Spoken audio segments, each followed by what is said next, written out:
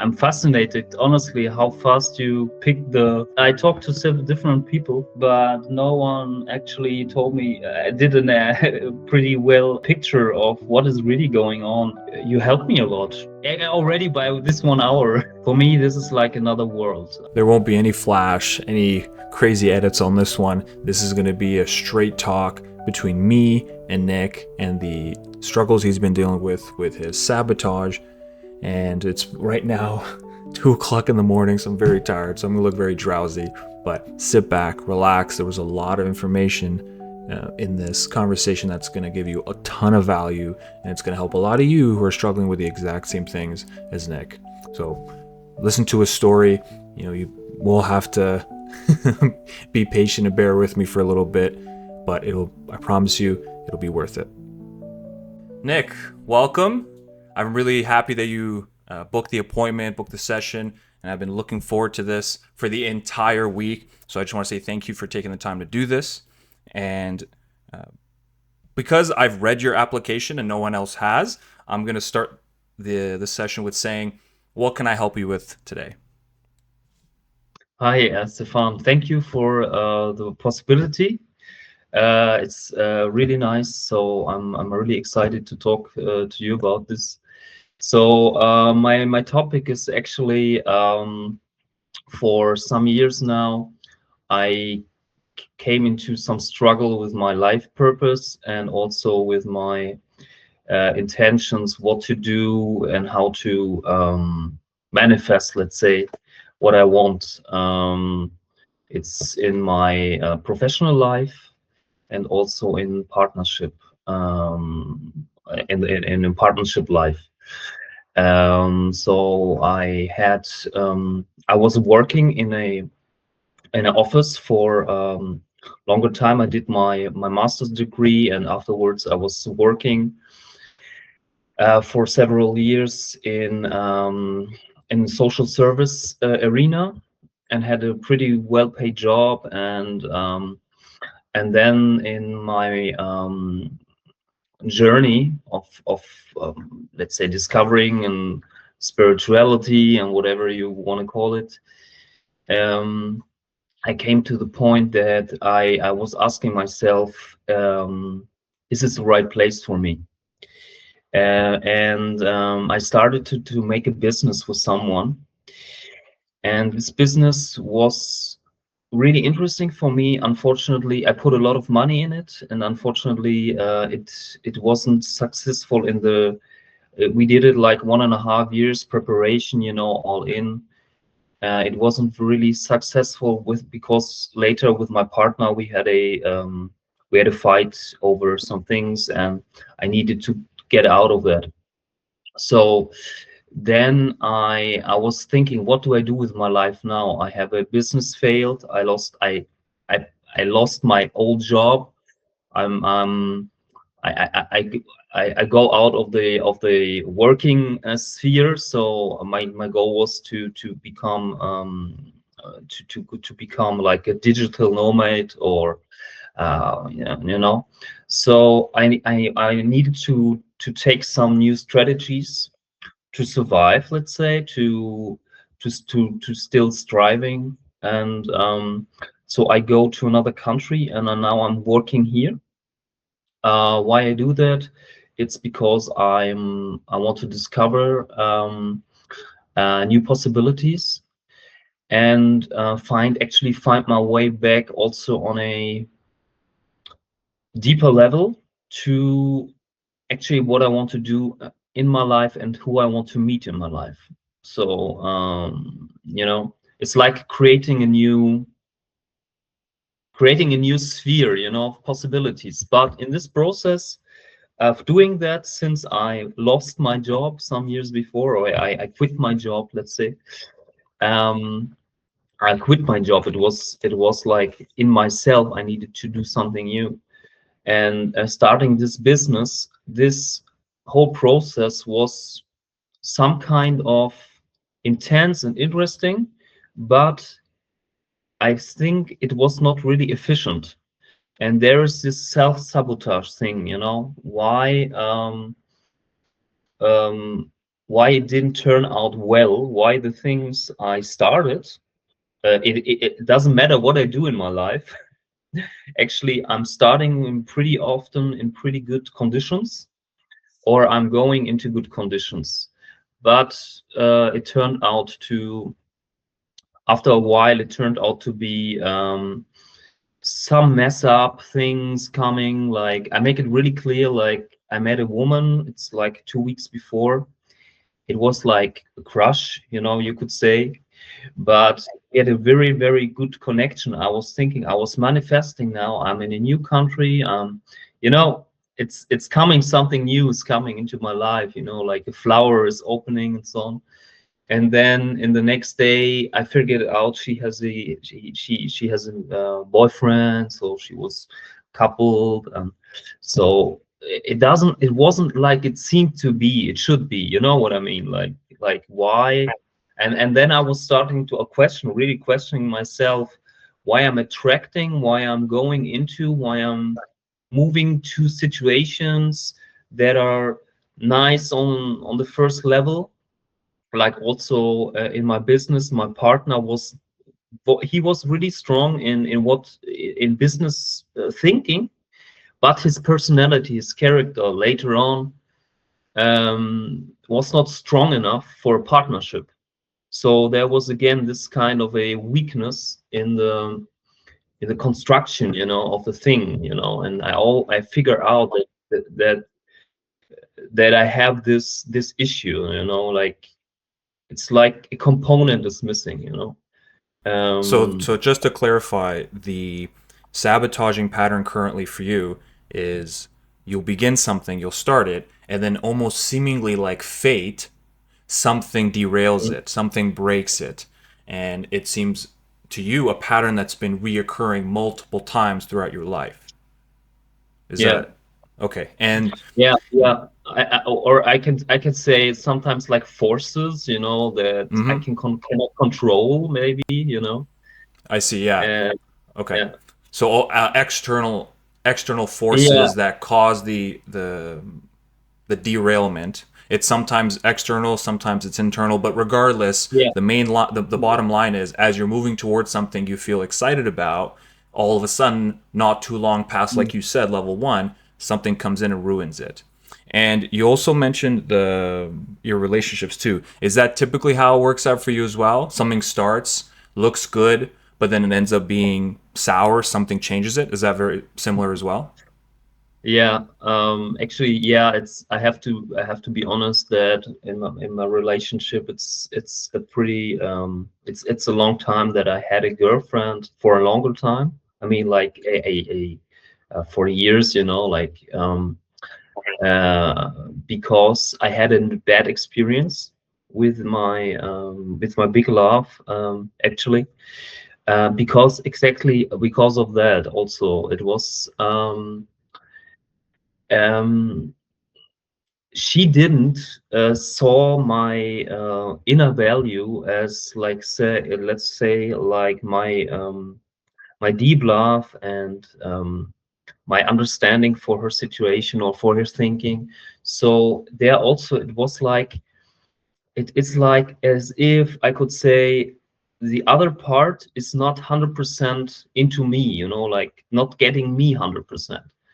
I'm getting the person 100%, or the business partner, or the, also on a heart level, but the other person is some kind of, or I think that on the other hand, there is not this 100% understanding. That is why I'm learning myself to lower my expectations into people, because I need to learn that, because I'm thinking of people often, or of situations often, in a very naive way, let's say. You know what I mean? Like, like, maybe this woman I met, maybe she was there with two men, and it turned out to be completely different, as I had it in my mind. So and also with my business partner, it was pretty stable. But I figured out sometimes, I figured out some things he did, and my intuition told me this is not the correct behavior, and I let it go. I didn't talk about it, and later on it was like a big thing, you know. So I don't know why why I'm creating, why it why it's always going into this direction, you know. Um, and I think there's behind it. I could control the situation, especially with my business partner, in a much better way in terms of my financial things, in terms of the uh, decisions, you know. And there was not. I was all in, you know. I was like, you know, this. I had this view. I'm going to do this business. I was only working day and night this business. I was full all in. I couldn't see left and right, and so on. And that is what happened to me. You know, when I'm in, I'm all in. I'm going 100%, and I figure out that the other person or other part has completely different expectations of about the input. You know, the measurement, the timing, the um, while I'm all in. You know, so there's a missing. Yeah. There's a few other things too before we get into the real nitty gritty of it. So the few things are, you mentioned that your father was mostly absent when you were growing up. That was number one. You mentioned that your mother was also struggling with depression. She had a lot of emotional suffering. You also mentioned that you moved often as a child. And can you just sort of expand a little bit Yeah. on each point, just so I can get a Sure. little bit more context from Yeah. your Sure. words? Yeah. So my family started. I have three sisters. So we were some pretty rich family. We live in. I'm coming originally from Germany, and yeah, my family started to be good. Let's say like a classic family. My father is working. He has actually had a good position, so that was why he was often absent. But when he was there as a child, when my parents were still together, it was cool, really, really good to see him. He was like a really an example, you know, like I was very happy to see my father. We all were happy when he was there. He was nice. He treated us well. He was too cool. He was too nice. So we all often missed him. And my mother, on the other side, was very depressed. I had often, she was like, yeah, depressed, you know, she was depressed. So I wanted to cheer her up with good with coming from school. I have good grades. I wanted to, but she didn't care, you know, like it was not. I wanted to get this love, you know, by cheering her up. I already knew as a child that something was off, and my father and my mother had not a good relationship. Um, and that is also a reason why we moved. So yeah, the moving part is connected to several separations between my mother and my father. So we were living in the north part of Germany. Then they split up. We moved. My father always worked in the north of Germany, so they split up, and we moved to the south, where my mother already she had her where we are coming from originally. so where her mother was living and so on. So we moved there.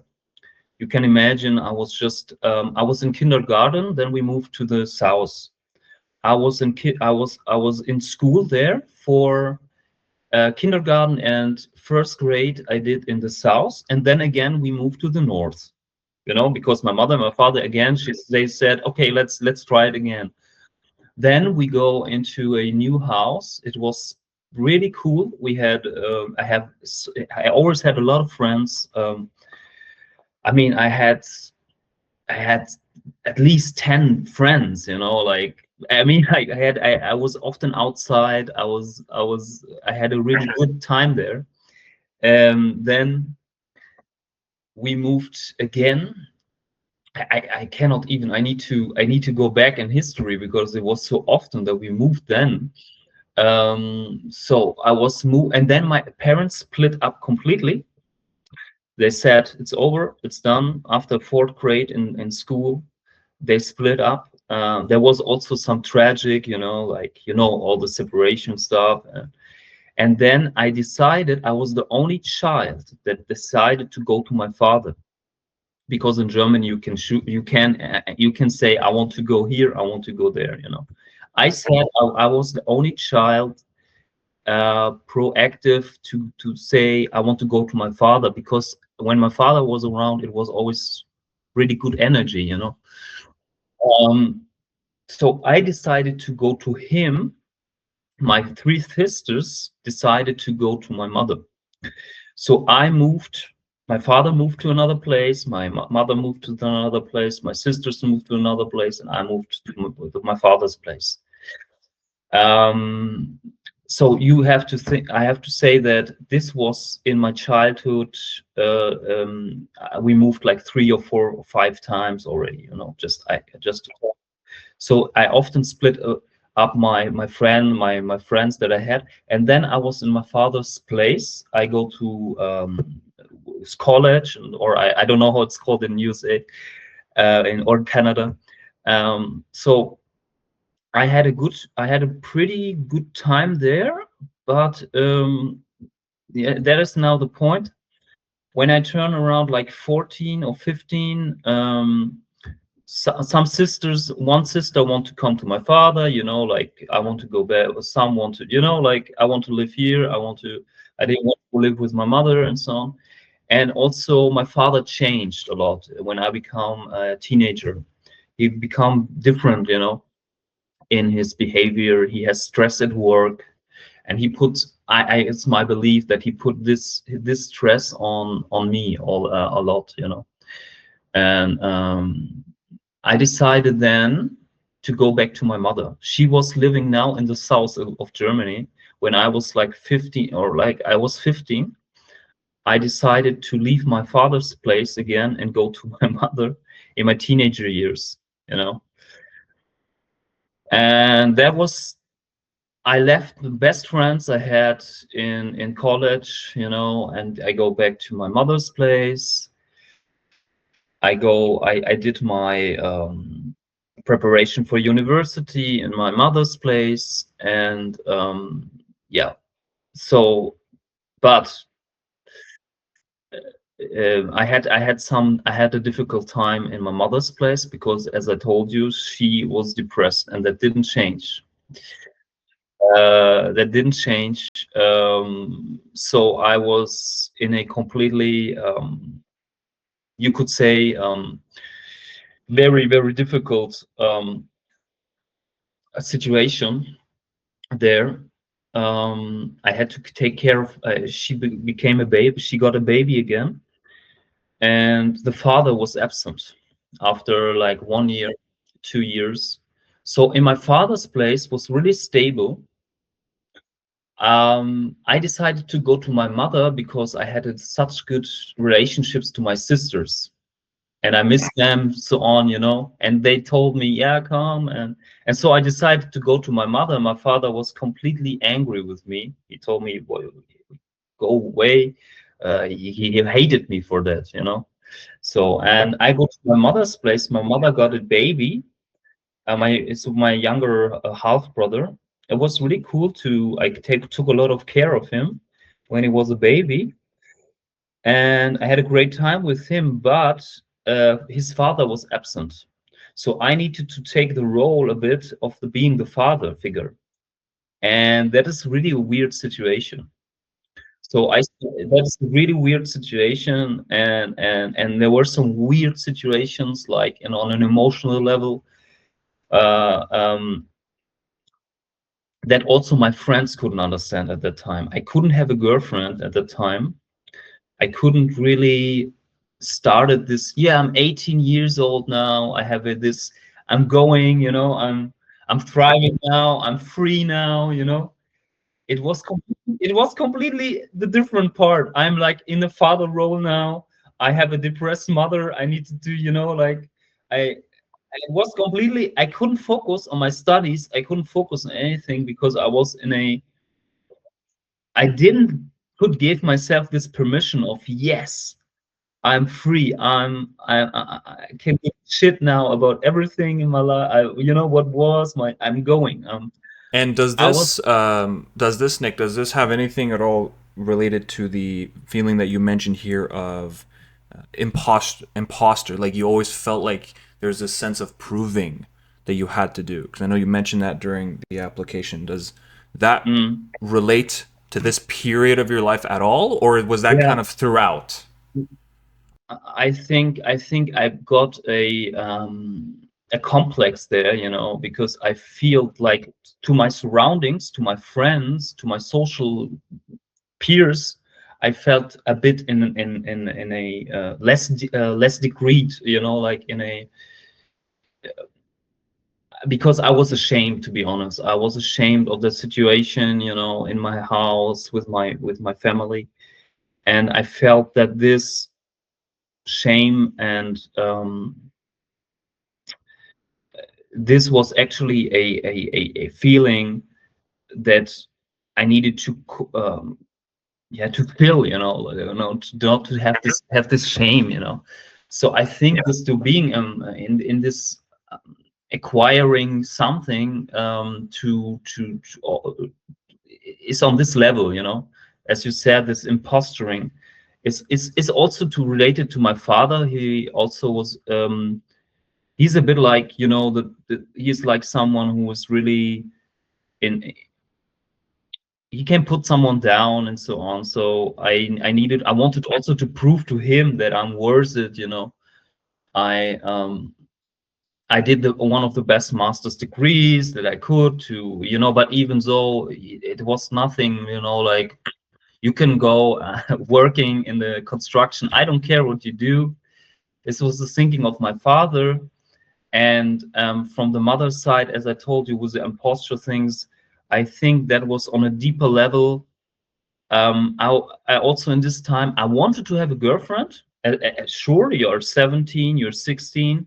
I had sometimes some, but I became ashamed, to bring her to my place, to open up, because I was ashamed of my situation there, and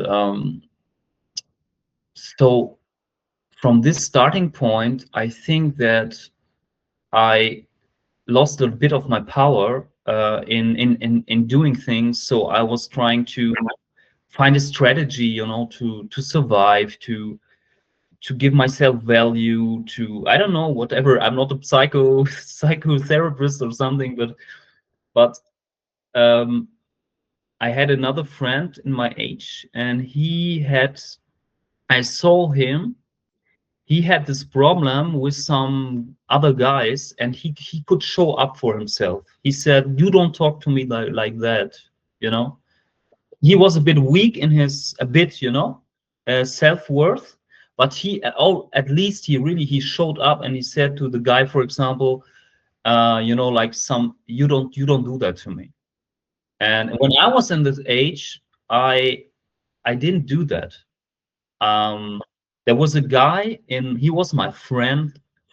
He destroyed my cap, and I didn't say anything about it. I was like, I was pissed at him. I had all these emotions, but why I was in this state, in why I came in the situation that this guy can do this to me. So you see the level, where I was.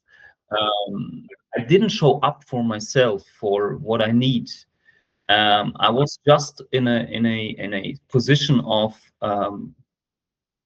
very being a puppet, to my family, to everything around me, and that was the situation I'm coming from, and my journey was to actually get out of this mindset and so on. But so to speak, yeah. I get it. I get it. I understand. I appreciate you sharing that. I know it was, I asked you questions that you had to unravel, but it's really important. I'm really glad you did that. Okay, so let's touch on this now. Okay, so the first thing we're going to do is I want to just mention self-sabotage and why we fundamentally do it. Okay, and then we're going to get into the specifics as to what's going on, possibly what I think is going on, and I'll need your help as I discuss it with you. The first thing is self-sabotage fundamentally happens when we have a low sense of worth.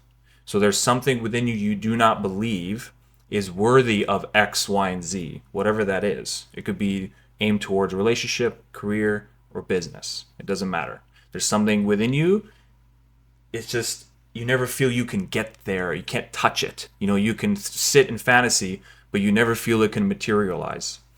So it's a self-worth issue. But the self-worth issue is almost predominantly inherited from the mother and father dynamic that you were growing up in between the ages of around like 4 years old up until 15, 16, 17, when the majority of your development phase is happening, or as early as you can remember.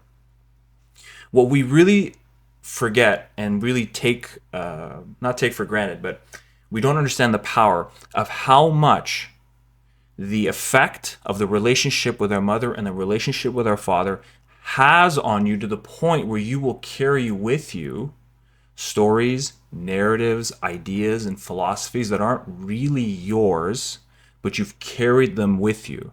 And what happens is, at first, maybe it feels like it's all okay and normal. You just got to do what you have to do, or you just have to survive and adapt to your environment. But then as you get older, you can almost start to notice what you're doing, but you feel physically locked to it. Like your body does not allow it. So when you say you move towards a business and you feel excited about it, but then almost, coincidentally, things start to happen. But I would imagine, if I were to take a guess, that while you get close to that point of disaster, you probably feel something within you. It could be anxiousness, stress, anxiety, preemptive worry. There's something that is kicking in prior to the not main event, perhaps it's a main event, or just the multiple events to come.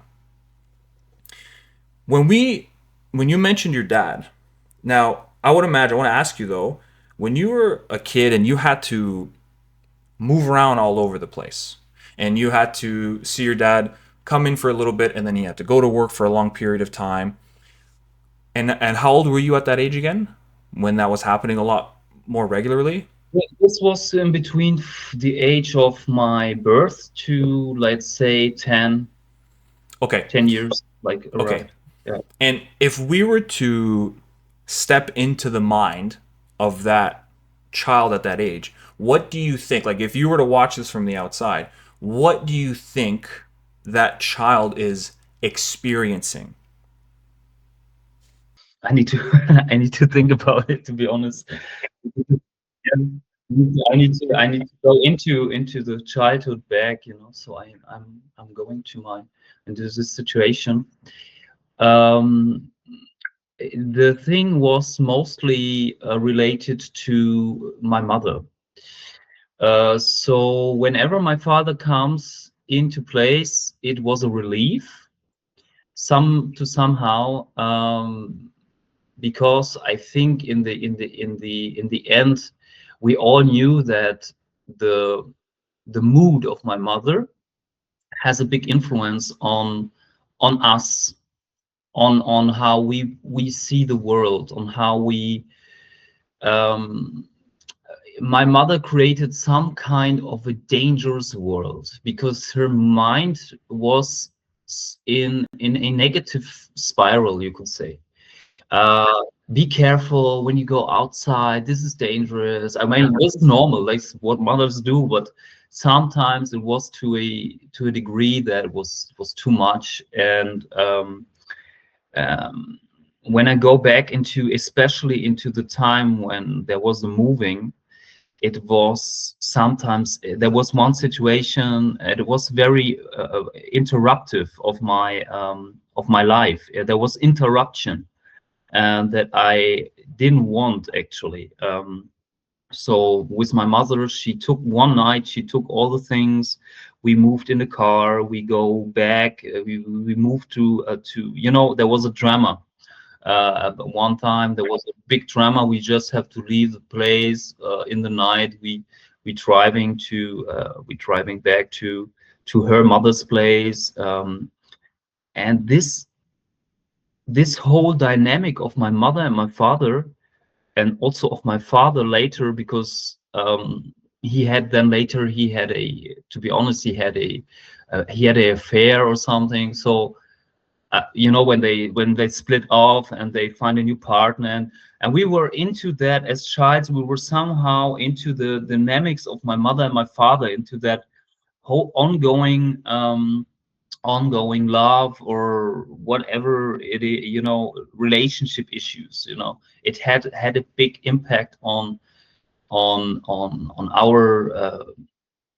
social life. And this whole thing, when you have a family where there's a separation, there are also fights between the father and the mother. And there was also one fight, especially there were a fight where I was in between of them, you know. So there was some really emotional stuff going on. I had to process this later on in my life, also did already. um and because of the dynamic, it was really intense between my father and my mother in the fighting.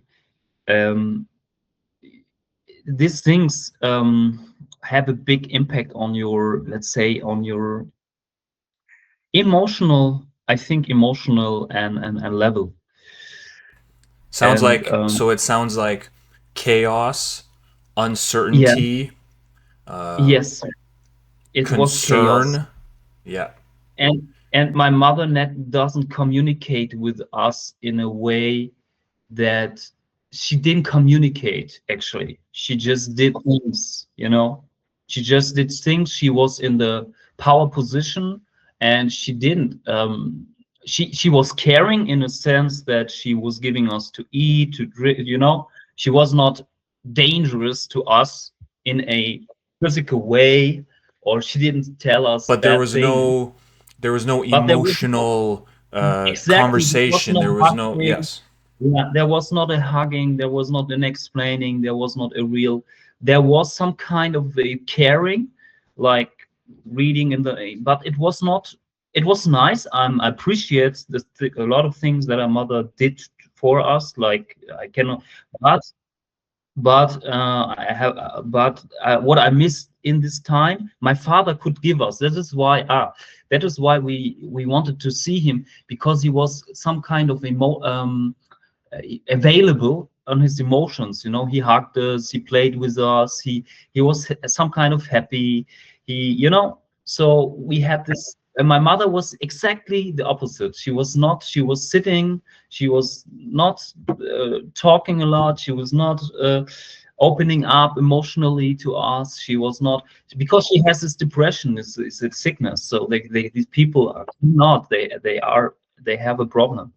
And unfortunately, that is my missing part of emotions with a woman, you could say, with a mother, that I didn't get, you could say, this nurturing part, you know, like always, you know, it's it's like that. But as from It was chaotic, uncertain. Your dad, when he came in, provided you some moment of relief, but then very quickly vanished, which then told you as a child, if you think about what that would tell somebody as a child, something that is chaotic, uncertain, you're preemptively anxious as to what's going to happen, and there is no emotional release, there is no processing. You had to just hold it. You just had to carry it and suppress it. And when your dad gave you this relief, it was nice, but then he would very quickly go, which then, what does that tell you? What that tells you is that safety and a feeling of comfort and relief is temporary. You don't know that consciously, but unconsciously, so what sits below what you always think about, right? So, like, think of an iceberg. You have the top of the iceberg, that's the conscious awareness you have, and then below the water is the massive iceberg, that which is the unconscious. We can't access it the way you can access your conscious mind, but it lives, it inhabits, and it orchestrates and dictates what you think, say, or do to a degree.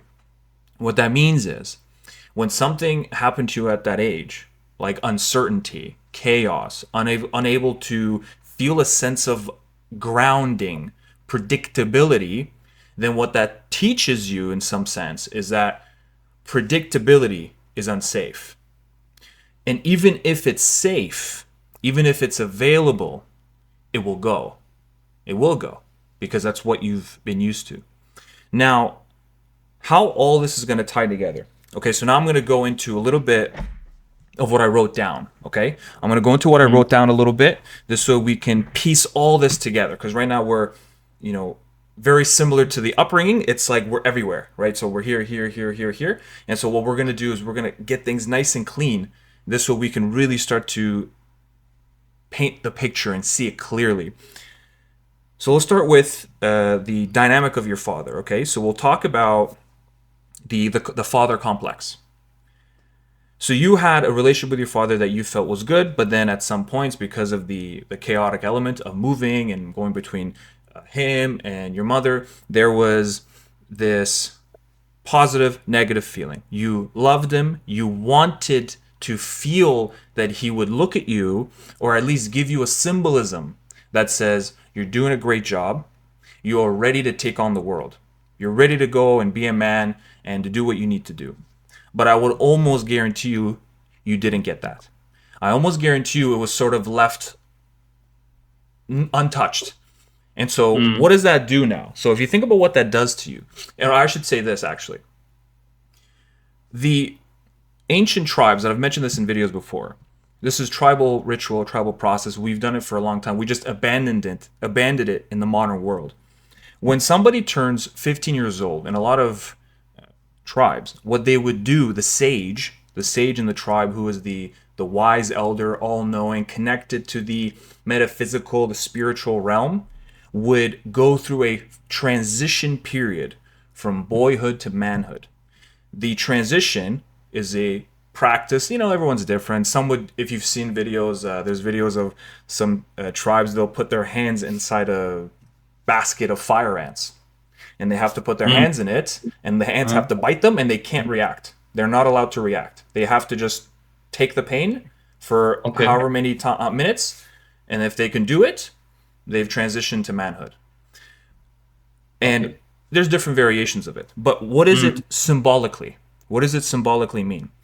Symbolically, what that means is you're telling the psyche of the individual that the boy is dead, and you are now giving birth to the man, the one Mm. that is decisive, can take action, dares to be brave. But when someone doesn't have that transition, when someone doesn't feel like that symbolic Mm. practice happened, then you are stuck in the boyhood. And what that means is, what does a boy do? If you look at a boy in the playground or in high school, or what do they do? They're always trying to prove, I'm big and I'm strong and I can do X, Yep. Y, and Z. And it's just like they're always proving something. And then when you see Mm. someone who is more mature, who's understood the masculine, and maybe he's gone through a period of transition, what do they look like? They don't need to brag. Mm. They're composed, they're controlled. They know what they want, they know what they don't like. which is why you also admired that friend of yours that stood up for himself. That is a mm, very more masculine, higher level thing to do. A mm, boy wouldn't defend himself like that. But when mm, you saw this person, he did that, he stood up for himself, even though you saw some aspects of him that weren't, very masculine, you still admired it because unconsciously you weren't given this piece of transition. Now, how does that lead to sabotage? Well, think about it. You got a degree, you've gone to school, you have a good education, but there is something within you that you feel it's not enough. It doesn't feel enough. You still mm, feel like an imposter because the psyche wasn't given that piece of transition. You've been held and stuck there. And the father figure is the person who grants it. That's the person who mm, gives you this permission. You said permission earlier? mm, It's quite literally permission. And when you mm, don't get given that, you crave it. And no matter mm, how many degrees you get, no matter how much money you mm, make, it'll never mm, feel mm. full.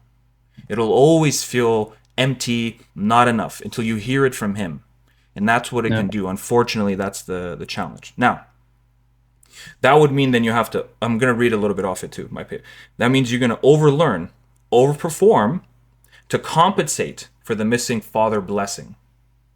But no amount of external achievement can fill the hole when you reach the threshold of success.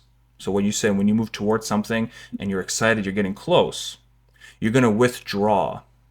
You're going to pull back. Why? Because perhaps you feel like a child wearing his dad's clothes. You feel terrified of being exposed for somebody that you feel you're not. And Mm, success can do that. Success, people think about it as like, oh, you just do something and you're going to win, you're going to feel good. There is a fear of success. The fear of success is if I achieve this thing, number one, can I keep it? Because if I can't keep it, that's embarrassing. It's like I'm going down the social ladder. Number two, if I take it and I become successful, would people see me as a fake? Am I a fraud now? Am I somebody that just mm, pretended his way here? They're going to see right through my mm. act, right? Yeah. And so Yeah. then what ends up happening is until that part of you is resolved, until the transition between that boyhood to manhood happens, then no matter which direction you go, when the Mm, success starts to come forward, this will start to creep in. And mm, believe it or not, and I'm not saying like, let's say you're driving, a tree falls, hits your car, that's not your fault. But mm, when you say, oh, things just seem to happen every time, things always seem to orchestrate themselves against me. mm, One thing mm, to understand, this is an absolute, I believe this to my bone. The universe is not conspiring to sabotage your life. It doesn't work like this. What's mm, often happening is your unconscious is not feeling safe. Fundamentally, you don't feel safe. Success, as much as you crave it, your body doesn't feel okay with it. So as you mm. move towards it, there are things you're Yeah. going to do unconscious to you. Mm, mm. Sleep in late, Yeah. misunderstand people, tell Yeah. yourself that they don't understand you. You will do Mm, almost anything because the pain of losing something, this comes back now to the chaos of your upbringing, the moving and changing and all these things. Predictability for you is safer, and that's true for everybody.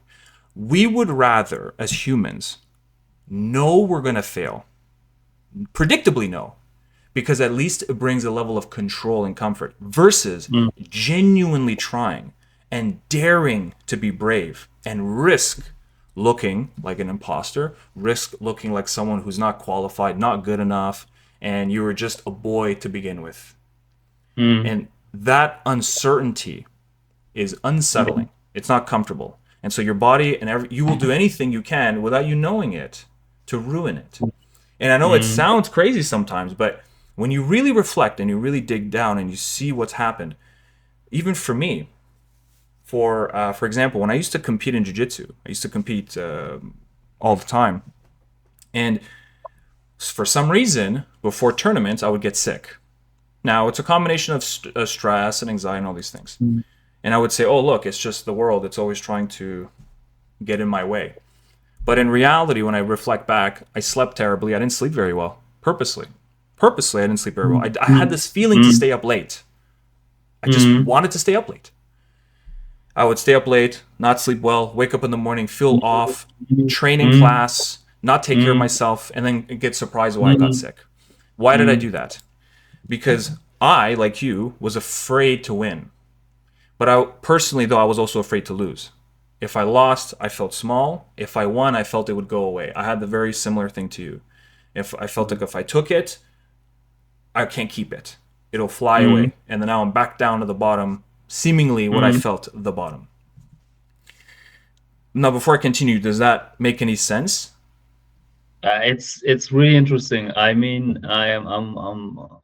I'm reflecting on for years or for some years about these things, and you opened a new perspective um, that I didn't know. Makes completely sense to me. Especially, I mean, I never saw that in this way. But what is really interesting is the unconscious part that is unconscious to me. So thank you for showing me this, um, which is completely we cannot, as you said, I cannot master it because there's this lag in the structure of this transition, as you said.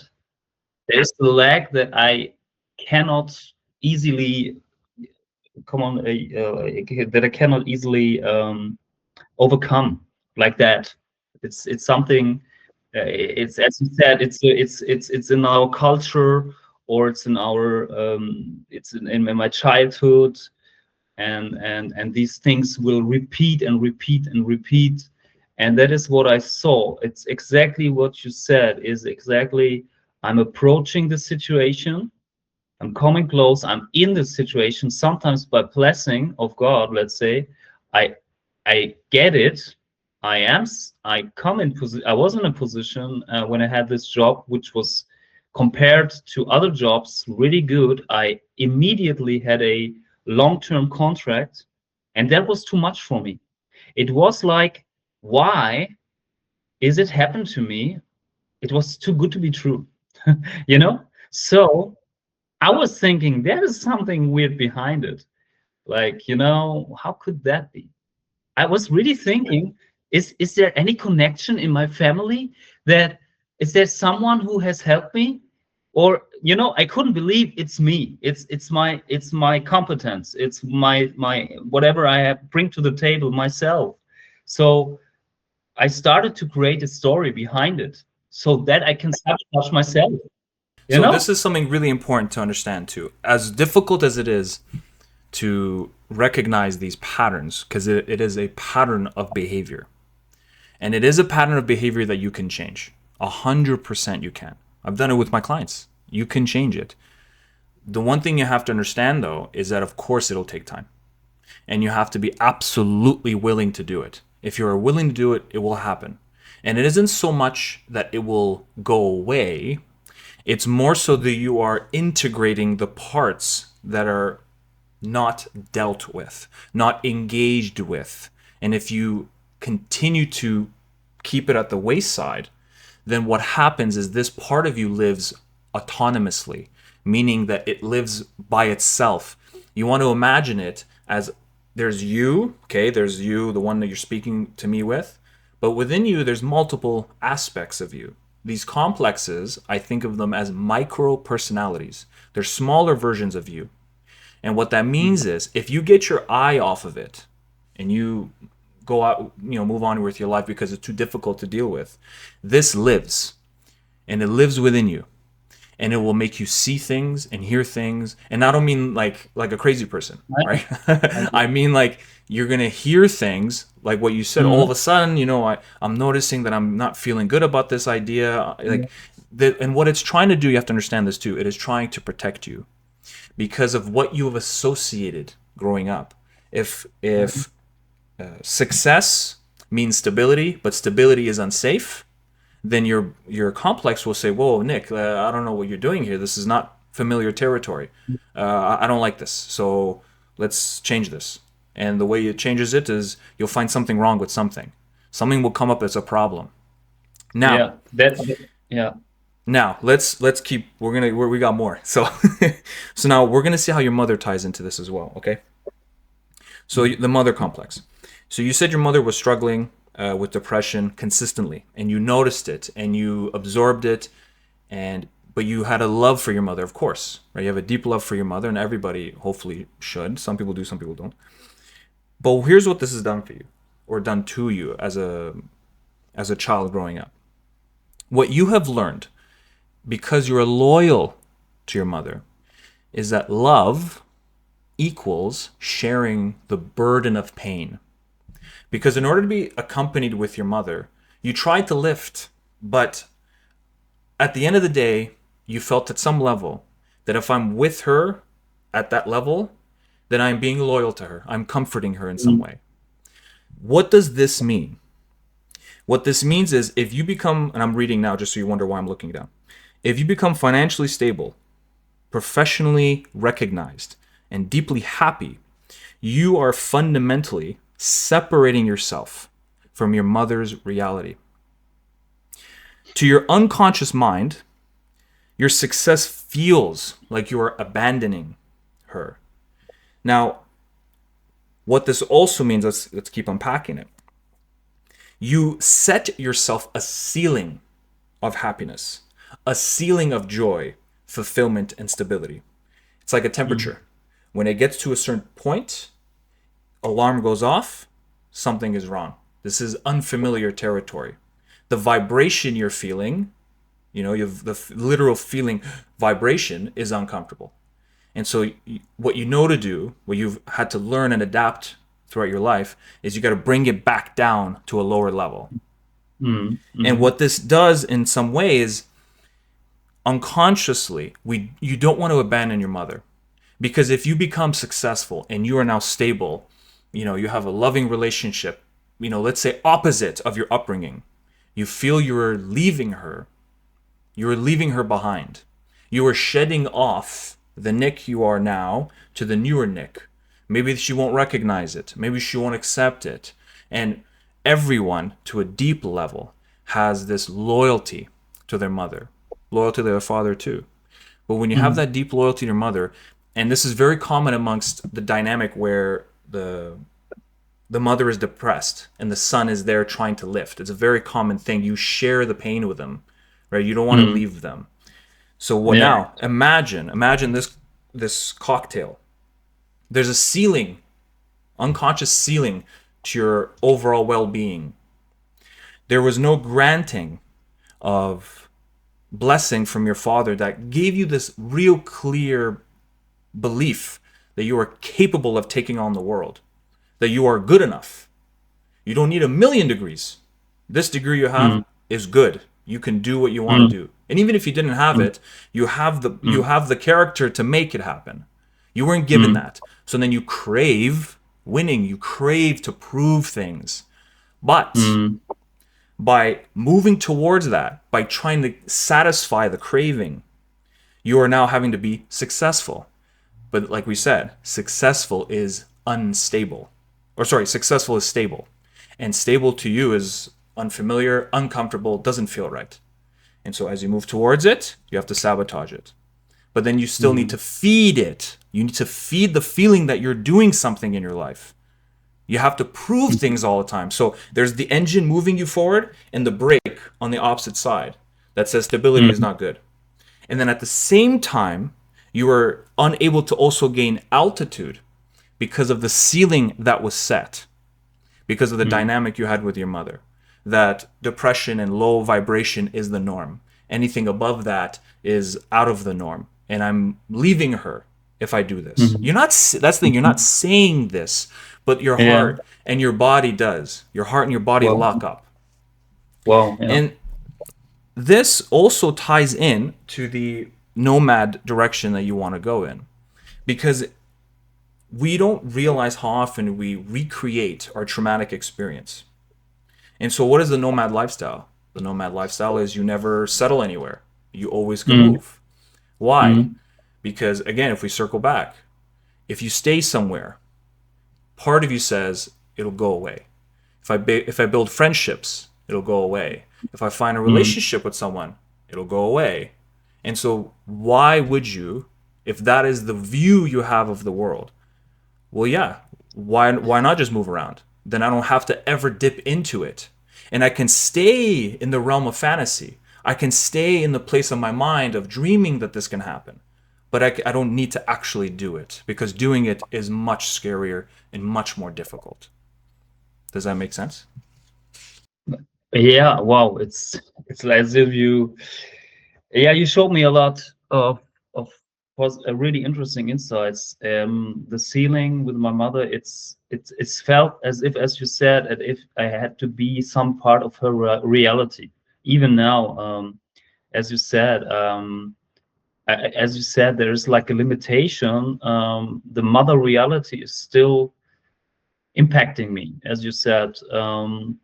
Is this codependency? I came to this term after a while of research. Also, I didn't know that I'm working on that to go out of this codependency, as you said, because it's not a codependence.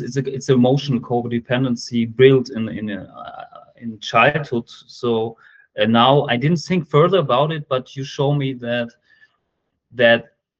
it's really, she put a limit to what I can feel, what is allowed for myself to not disabandon to abandon her in her reality. So I recreate some kind of realities to be with her, to be in the stay in the realm with her. That is something I figure also. I see that a lot in patterns, that I'm, for example, I tend to isolate myself a bit sometimes, to go in this depressed mood a bit. It's not really my nature, but I see that I'm swinging in that direction to keep it. So whenever I have actually great time, I let's say sabotage this the feelings. And the digital nomad, it's also, yeah, I think that is one of my biggest questions or topics. And you said that I was never thinking that it could be related to my moving in my childhood. I saw it, I labeled it as a looking for freedom and so on. But I think on a deeper level, there is, I'm really afraid to be in one place for too long. Honestly, I create a story again that something is wrong with the city, something is off with my neighbors. Yeah, you know. So I started again, and especially what I was missing in my life was a family where I can go to. They are there, like, so when I was facing, let's say, troubles in my life, I couldn't easily pop up to my family because my mother is depressed. So when I go to her place, it was about her, not about me. I'm sharing maybe, or I'm just sleeping there for some days and taking some rest. It was not like that. So I whenever I felt the feeling that I need to move, I have an impulse, I I only could share with some friends. I couldn't go to my father with issues like that. As I said to you, he was more like, in a sense, go and work. I don't care what you do and whatever. So all the processing, um, and that is where it happened to me. Exactly what you said. Let's say it's this pattern after ending my job, which was pretty a stable situation. As you know, I couldn't hold it. I started to thinking digital nomad. moving around. Since then I moved again, 2 times. It's 2 years. I moved 2 times again, and this pattern reoccurs now, and that is not good. That is why I was thinking, can I ever? That's true. Can I ever hold a stable situation, or should I become a flexible person, as you said, like a digital nomad, having an income in, let's say, digital business, so I can move. I can deal with my, let's say, lack of stability, of holding the stability in building an environment where I can hold, at least I can hold to something where I can feel alive, where I can feel not the pressure, like being now again in a stable position and then failing again. So that is what I'm thinking. I have again, I have a possibility to move back to a certain position in a organization, and if I don't fix my goals in my life and what I want to do, I'm afraid that it can become the same situation as before. A lot of the very stable people with a stable, like it's again, it's a helping organization, but they are very organized and very, let's say, stable in a sense. They have history. They have procedures. And they want someone. They are looking for someone who is able to to really put a value into the organization, and they need someone for long term, because understanding such situations takes time. And so there's again where I'm battling with myself, because when I say yes to the situation, it means I say yes to being a long term partner to the organization. And then again, it's like, do I really want that at the moment in time of my life? uh, because I'm in the I was actually, my goal was to become digital nomad by building a digital business, which didn't turn out for now to work. So um, I'm between different lifestyles. Whether I settle down, because a lot of people tell me you need to settle down. Um, I told to some to priest. He told me, you really need to settle down to achieve a marriage and something. And other voices I have, you know, said like, yeah, you should go on this way of, digital nomad. And so it's unclear to me. I don't know what is best for myself. That is why I'm coming to you, because I need to. Uh, there's a point where I'm not. I cannot deal with myself in this situation. So the I reality cannot. is, so Nick, the reality is, and again, only knowing you now for an hour, there is nothing that someone can do for you in an hour that will change it, and that's just the reality of it. So, and just to give you context, so I have a client that I'm working with, and we've been ongoing now for 5 months. So my mentorship is 6 months.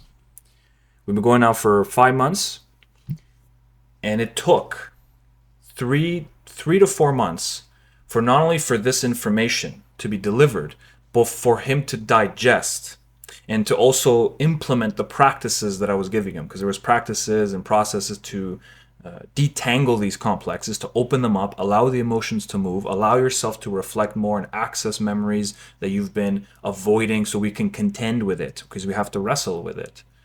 And after we go through the process, I've shown them the techniques and the sequences. It took months. Now, because I've been through this process before myself. I've been a self-sabotager most of my life, ever since I can remember, and I had to go through my on my own for years and years and years. So having done that myself, it was much faster for him because he skipped a lot of the headache. But it still took 4 to 5 months of consistent work. We even message with my mentors. I give them access to message me, and only now we just finished we actually finished our call today, where he finally actually was able to understand deeply what was going on, having now more control. So it's less likely the pattern will come in. Because if you don't know the tools and if you don't practice them, then yes, the pattern will come in again. It is stronger than you right now. Why is it stronger? Because if you think of it like a muscle, okay? This pattern of success equals stability, stability is unsafe, and I want to go back to being in this chaotic world, which you Mm. don't really want to. The deepest part of you doesn't want this. But there is enough discomfort when you try to leave it that it pulls you back in. I think of it like a black hole. As something spins, okay, you have, let's say, an experience that is giving you feelings of you can actually make this work. That causes you anxiety, stress, fear, panic. That creates memories or stories, like you said. You create stories and you find something that you give Mm. yourself reason, which then takes you back to a more comfortable place of, okay, I don't have to go in this direction anymore. I feel better about it. But then you're right back in the same place. But when you spin this over and over and over and over for months and years and years and years, it forms a gravitational pull. So anytime you try to leave, anytime you try to do something different, it like you feel it brings you in. Mm. You feel powerless to it. It's just because that muscle is bigger. But bigger than what? There is at the deepest part of you, and at times when you are not controlled or dictated, influenced by these complexes, you can access this part of you that is abundant. You believe you can do it. You believe you can have a family. You can find a job that you're happy with. You know within you you can do it. And when you access it, it's probably random. Maybe randoms throughout the day or whatever, something happens, you feel all of a sudden you can do it. You feel connected. You have to exercise the muscle to access that. Because at the deepest level, you know what you want, you know where to go, you don't need anyone telling you. You know what to do. It's just you have too many internal distractions that you don't know how to contend with. And that's the fundamental issue. It's not quick, it's not fast, it takes time, but it is absolutely changeable. You can do it. There's no reason why you can't do it. Like, and I'm talking to you now. You're a smart person. You are self-aware. You can communicate with me and talk about it. You can absolutely do it. And that's. I'll leave it there for now. If you wanted to add something to what I just said. Mm. Oh, it's great. I mean, I'm really thankful for your opportunity to talk to you, and I see I'm fascinated, honestly, how fast you pick the. I never had. I talked to several different people, but no one actually told me. Did a pretty well picture of what is really going on an unconscious level. Um, and what really hits me, I think, is the I'm coming to a point in my life where I see that this circle that you described, it can become dangerous. I'm not, I'm coming to an age where the things are not some, older you get, the more harder it is to get out of cycles and these things, because there are a lot of things coming with it, and changing. So I think it's really important to break this pattern. It's life. I think it's really important to have a good life. So that is Otherwise, it's like a never-ending story. And I think, as you said, it's going to pull down. It's going to be worse in the next time, and the next time, and the next time. Because realizing you cannot get out of something, that is a not a good position to be in.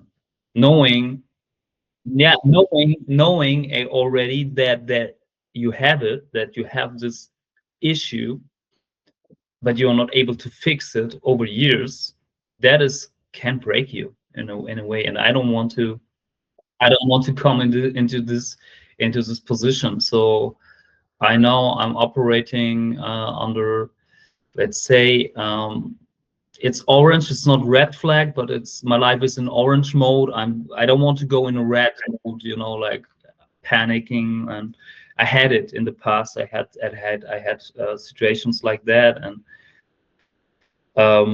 I never want to experience things like that. So I think you helped me a lot. Already by this 1 hour, I can say Yes, that thank you you. opened it. I'm happy I did that for you, and thank you for the compliments. Yeah. Of course, yeah.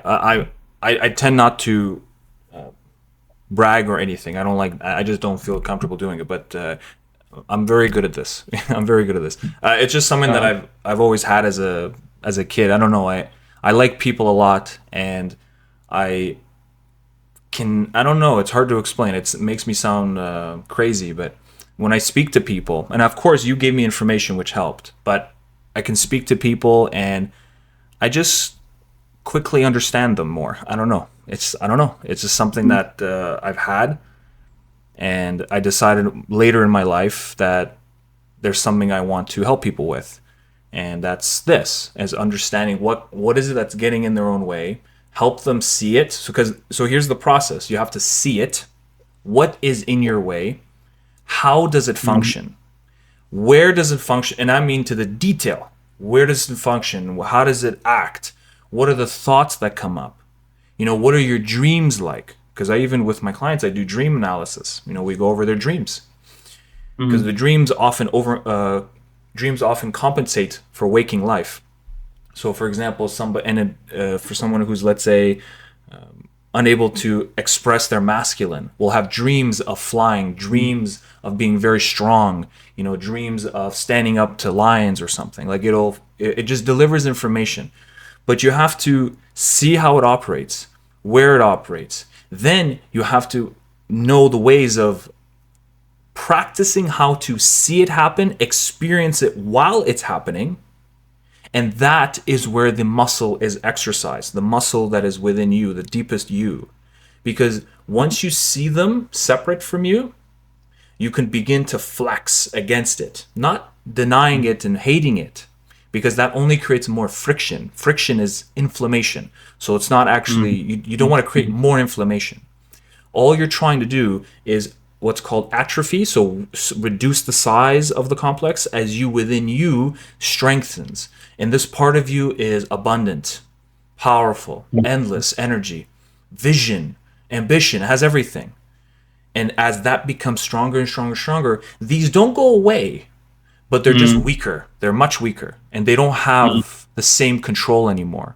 And mm, in fact, when you stay in that long enough, these once complexes that felt almost a detriment to you will actually become your biggest asset, will actually become something that makes you extremely unique and will give you different advantages that other people do not have. Now, how that looks, we don't know. It depends, right? It depends it depends how long you stay in it, how you exercise it, what revelations come to you over time. But fundamentally, that is the process. Build the awareness, see how it operates, separate it from yourself. Once you separate it from yourself, then you need tools to then, when it happens, how do you manage yourself? And how do you massage this out of you slowly? Acknowledging these emotions, feeling the emotions. What does that look like? Then over time, you repeat it multiple times with other things, of course. Then you'll end up like the guys I work with, where where they were before completely controlled by it, and then by the end of it they feel free. Mm. Because for you, freedom, you said freedom is like, oh, you want, you want to feel freedom from Mm. traveling, but that is, from the way we talk, the way you describe it, that is a prison, because you are imprisoned by this impulsive behavior. It is not really within your control. Freedom, what looks to me so far, is freedom from this cycle. Freedom to be able to actually be stable, to have a consistent job, to have a loving relationship, and not going into, you mentioned also you had a pattern of relationships that always end up, why you said, why do you attract that?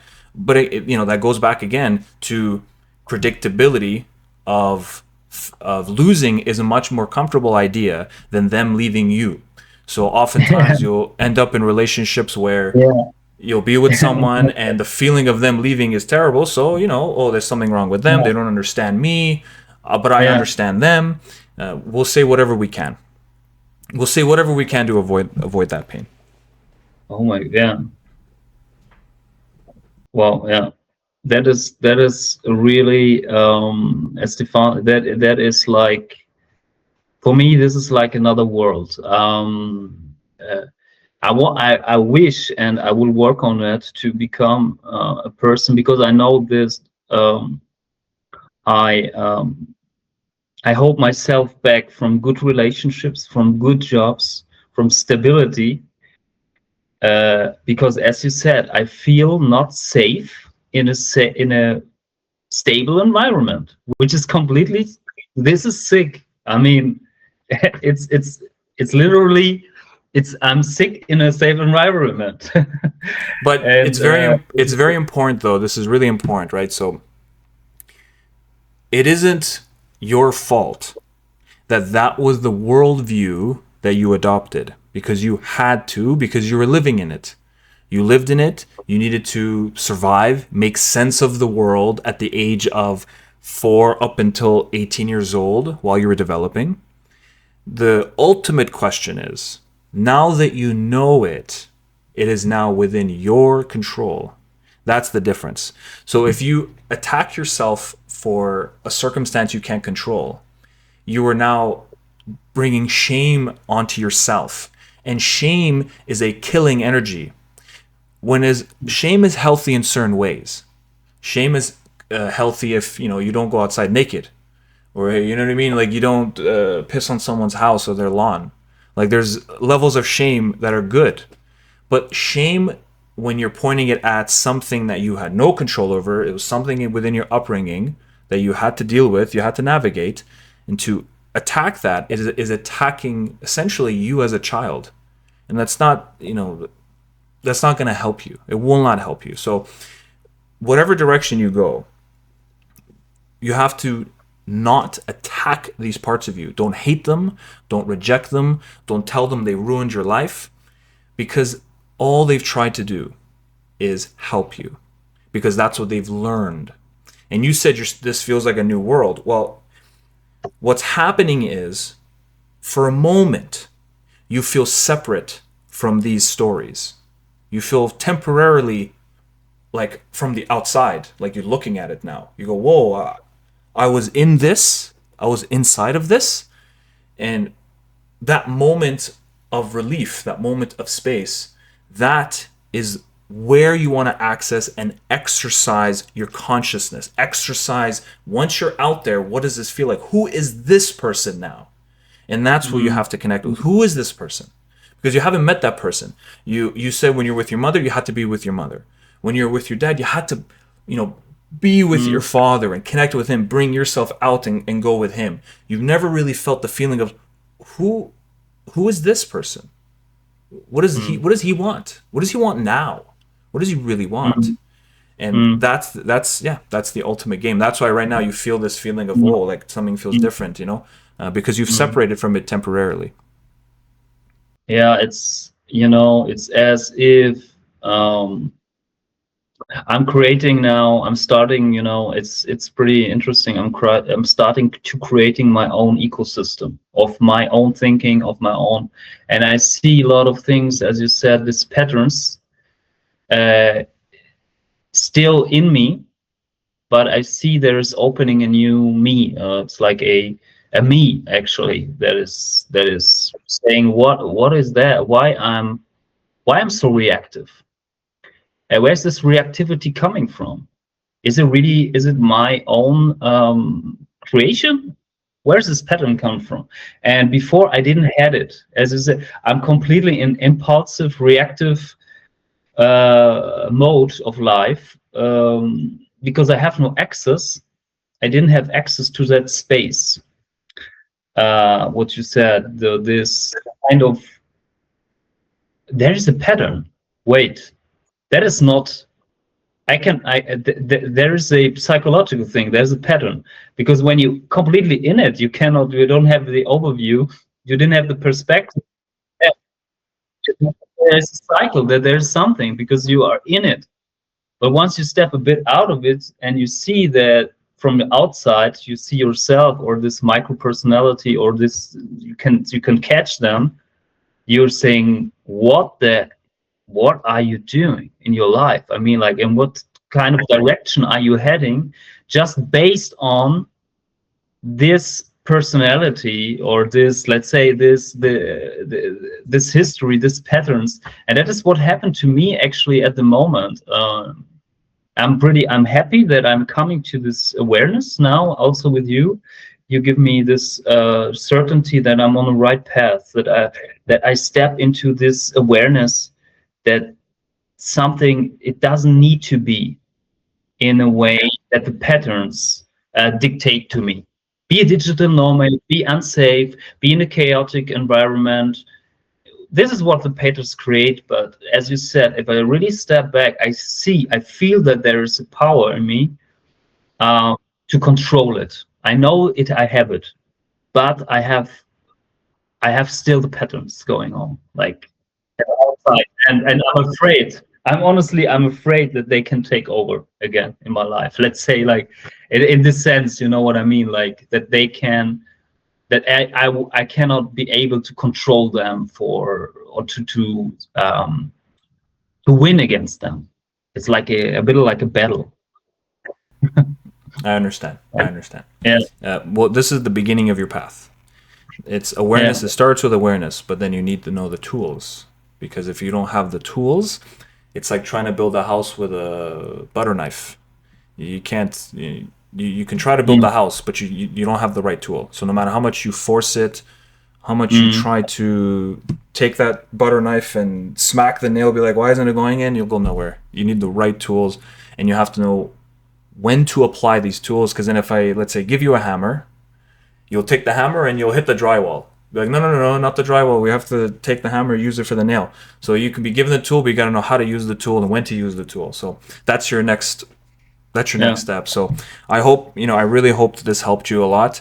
I hope this gave you some insight that maybe, yeah, like you said, you haven't heard before, and that makes me very happy. Honestly, I always, when I have these sessions, I do my best to study the individual, to give them as much as I can, because it's only an hour. But hopefully this was packed for you. Hopefully this was good.